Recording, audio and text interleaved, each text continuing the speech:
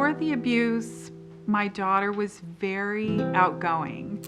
The ham of every photo, very beautiful, adventurous. Probably the best way to describe her is that she was fearless.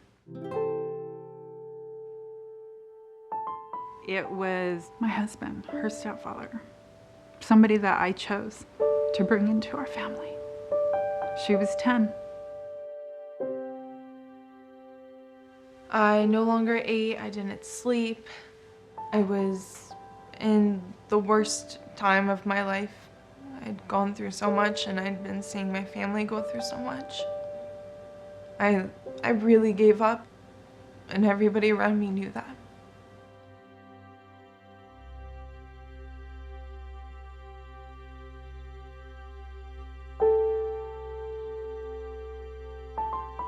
She was showering with her clothes on. She was always very afraid, always had to check and make sure all the doors and windows were locked at night.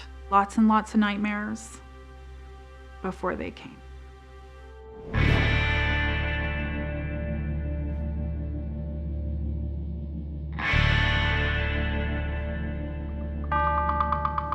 BACA stands for Bikers Against Child Abuse. We're an organization of bikers that come together for one cause: to empower children that have been victims of child abuse to no longer be afraid of the world that they live in.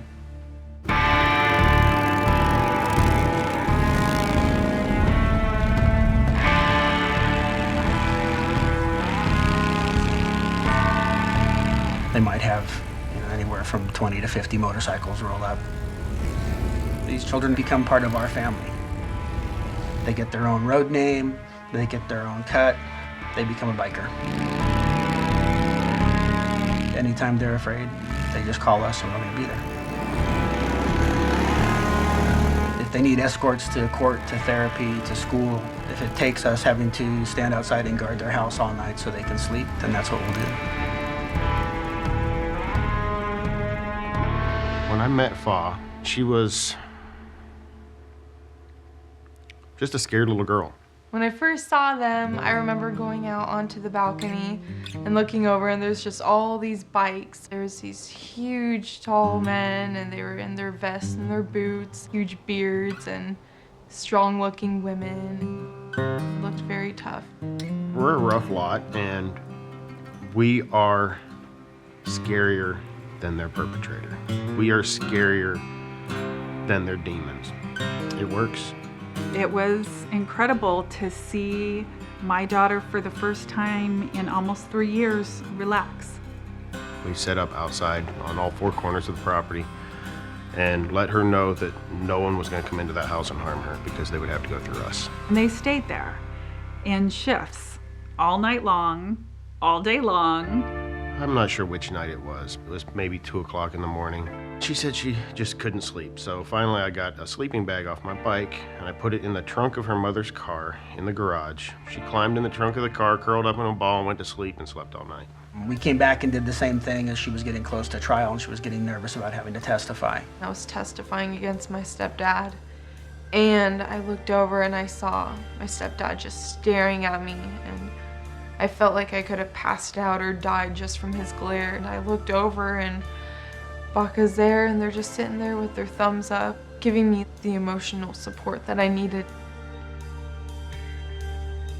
Against all odds, she got up, did what she had to do, and put this guy away. I remember seeing the look on her face when they brought him out in shackles. It was a look of relief. They were there to keep me safe through the trial, but they were also there to make sure that I could stay happy. I would hop on the back of Tombstone's bike and they would take me to school, and all the bikers that were there would set off other people's car alarms because of how loud their bikes were, and I'd be walking around with my helmet and my vest on, and people would see me pull up because I was with so many bikers, and everyone would be like, "Who are you with?" And I'd be like, "Oh, those are my bodyguards." I felt like I was the coolest person ever. The transformation in them is physical, it's visual. You see them going from an abused child to an empowered child. They smile more, they laugh. It's really something to see. They get that any one of us would gladly take a bullet for them. Tombstone felt like a father figure to me. I knew I was family. BACA pretty much turned me into the woman that I am today. I've been able to overcome so many things that I know I wouldn't have been able to without them. She ended up graduating with honors. She's in college full-time and working full-time. I'm very, very happy. I'm moving up in my life. It is probably the most important role I've played in my life. These kids have no one, and we're it. We're that single strand of barbed wire between hell and happiness for them. Never ever thought that I would be a part of an organization like this or any kind of organization. I've always been kind of a loner. These kids get to you. All these kids are our heroes. We're just the guys that ride around and try to give them some support. I'm in it for life.